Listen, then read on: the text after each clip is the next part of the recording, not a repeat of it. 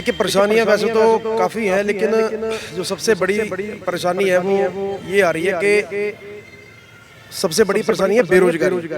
देश के अंदर आज देखिए, हम अगर किसान से मजदूर से बात लगा के चलें, मजदूर से हम शुरू करते हैं। जैसे कोई रेडी फड़ी वाला है या कोई वैसा मजदूर है, उसको रेडी फड़ी नहीं लगाने दी जाती, उसकी कोई जगह सुनिश्चित नहीं है, उसका अगर कोई उसका नुकसान हो गया उसकी भरपाई का कोई वो नहीं है।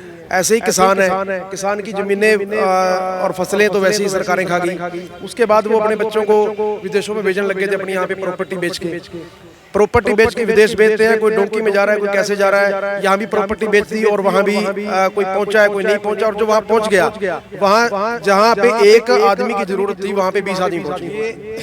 जनता अब समझदार हो चुकी है। जनता समझदार पहले भी थी, लेकिन जनता ने 80 साल हो गए हैं इनको वोटें डालते हुए, चाहे कांग्रेस हो चाहे बीजेपी हो, अब तक इन्होंने राज किया।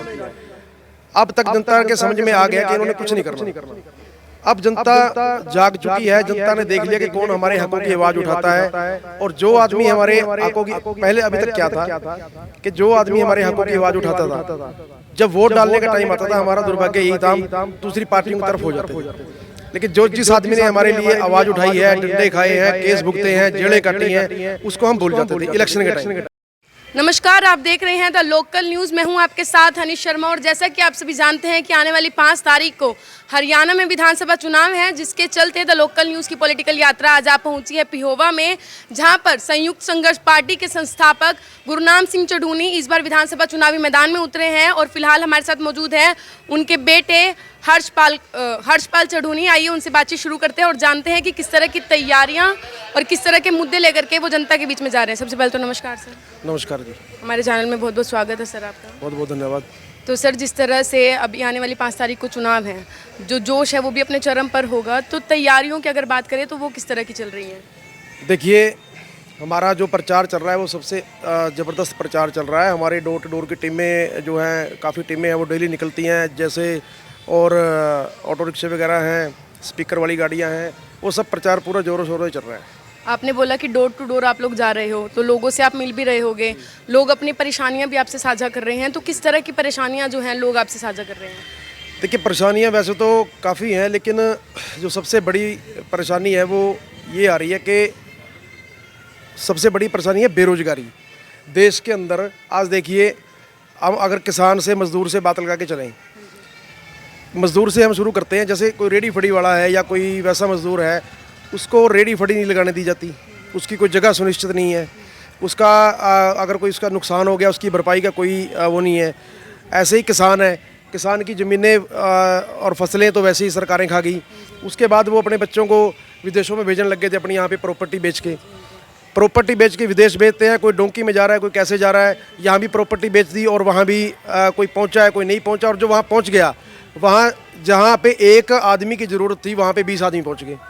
तो 20 आदमियों को वहाँ भी जाके बेरोजगारी फैला दी। वहाँ भी उनका बहुत बुरा हाल है, काम नहीं है और पता नहीं कैसे कैसे टाइम काट रहे हैं। तो ये तो परेशानियां हो गई। और आप किन मुद्दों को लेकर के इस बार जो है चुनावी मैदान में उतरे हैं, कि किस तरह के मुद्दे, जैसे काम रहते हैं ना, प्रायोरिटीज़ पे काम रहते हैं, प्रेफरेंस रहते हैं कि अगर आप विधायक बन जाएं, आपके पिताजी विधायक बन जाएं, तो प्रेफरेंस पे ऐसे कौन से 1-2 काम रहेंगे कि हाँ सबसे पहले वही करने हैं? देखिए, इसमें काम तो काफ़ी हैं। इसमें जैसे रहेंगे कि तेलंगाना की तर्ज पे किसानों को 12,000 रुपये प्रति एकड़ वो मिले। जिसने नया काम शुरू करना हो बेरोजगार ने, उसको 5 लाख रुपए बिना किसी ब्याज के और बिना किसी वापसी के उसको दिए जाएं। तो वैसे ऐसे बहुत से गरीबों के लिए प्लाट की व्यवस्था हो और 2 कमरों का प्लाट बना के उसको दिया जाए। और बेरोजगारी को लेके, किसानी को लेके सभी तरह के इसमें काम करने की प्रधान जी की जो है इच्छा है। तो आप जनता के बीच में जा रहे हैं, अगर समर्थन की बात करें कि जनता से किस तरह का समर्थन मिल रहा है, किस तरह की उम्मीदें जो हैं जनता ने आपसे लगा रखी हैं, तो वो किस तरह से है? देखिए, जनता अब समझदार हो चुकी है। जनता समझदार पहले भी थी, लेकिन जनता ने 80 साल हो गए हैं इनको वोटें डालते हुए, चाहे कांग्रेस हो चाहे बीजेपी हो, अब तक इन्होंने राज किया है। अब तक जनता के समझ में आ गया कि इन्होंने कुछ नहीं करना।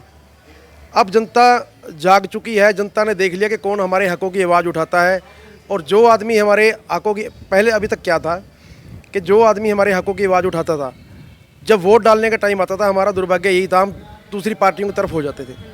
लेकिन जो जिस आदमी ने हमारे लिए आवाज़ उठाई है, डंडे खाए हैं, केस भुगते हैं, जेलें काटी हैं, उसको हम भूल जाते थे इलेक्शन के टाइम पे। तो इलेक्शन के टाइम पे हम पार्टियों की तरफ हो जाते थे, लेकिन अब जनता बहुत जागरूक है, हमें पूरा समर्थन मिल रहा है और चुड़नी साहब के लिए लोग वोट सपोर्ट अपने आप खुद प्रचार भी कर रहे हैं, जिसका जैसे जो प्रचार कर सकता है वो वैसे कर रहा है।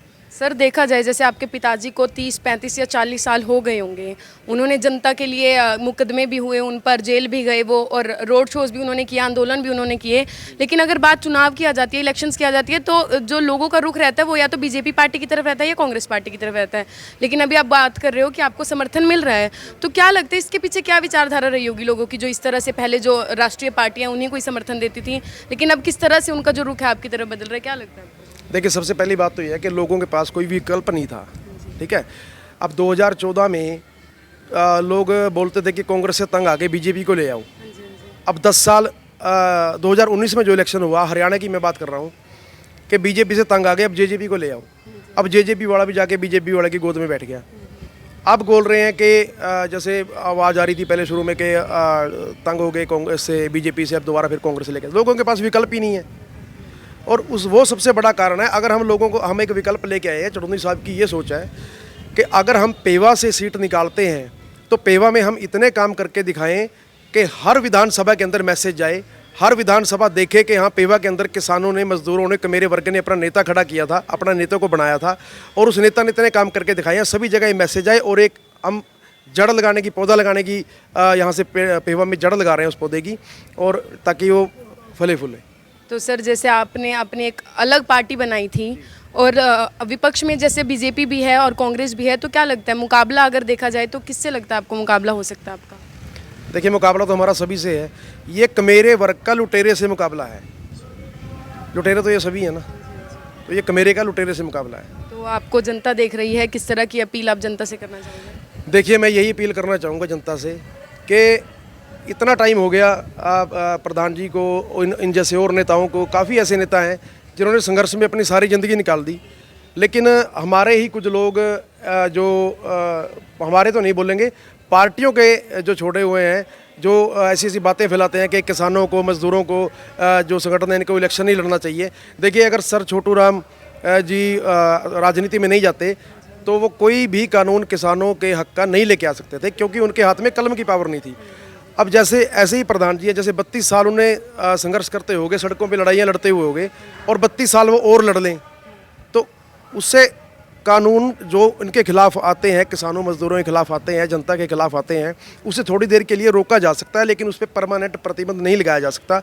अगर उसके ऊपर परमानेंट प्रतिबंध लगाना है और किसानों मजदूरों के हकों के कानून लेके आने हैं, तो विधानसभा जब तक हाथ में कलम की पावर नहीं आएगी तो उसके अलावा कोई इलाज नहीं है। मेरा सभी भाइयों से यही अनुरोध है कि इन पार्टियों का पीछा छोड़ें और ऐसे नेताओं को आगे लेके आएँ जो हमारे समाज को सुधारें। देखिए, जैसा नेता चुनेंगे वैसा समाज हो जाएगा।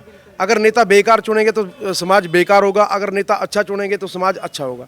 अब हमारे पास मौका है वोट की चोट। हमारा सबसे बड़ा दुर्भाग्य यही है कि जब हमें वोट अपनी ताकत का यूज़ करना होता है, हम उस टाइम यूज़ नहीं करते। हमारे पास 5 साल में यही ताकत होती है कि इसका यूज़ हम उस नेता के लिए करें जिसने हमारे लिए काम किए हैं। अब जागने का समय, साथियों, जाग जाइए। अगर आपने अपने बच्चों का भविष्य बचाना है, अपने परिवार का भविष्य बचाना है, हमारे घर से कोई बीमार हो जाए, हमें 10-20 लाख रुपया कोई ऐसी गंभीर बीमारी हो जाए, उसके ऊपर लगाना पड़ जाए, तो हम इलाज नहीं करवा सकते। और जितने राजनीतिक दलों के नेता हैं, बड़ी बड़ी पार्टियों के नेता हैं, इनको अगर इनका कोई भी परिवार का कोई आदमी बीमार हो जाए तो सारा पैसा हमारे टैक्स के पैसे से जाता है।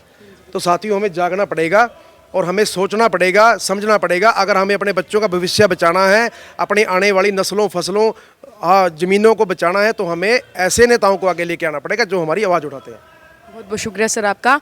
तो आज हमारे साथ थे पेहोवा से जो विधानसभा चुनाव के चुनावी मैदान में उतरे हैं गुरनाम सिंह चढ़ूनी, उनके बेटे हर्षपाल चढ़ूनी, और उन्होंने बताया किस तरह के विचार और किस तरह के मुद्दे लेकर के वो इस बार जनता के बीच में जा रहे हैं। ऐसी ही तमाम राजनीतिक खबरों से जुड़े रहने के लिए देखते रहिए द लोकल न्यूज़, और दर्शकों से अपील है कि इस वीडियो को ज़्यादा से ज़्यादा लाइक और शेयर करते रहें। धन्यवाद।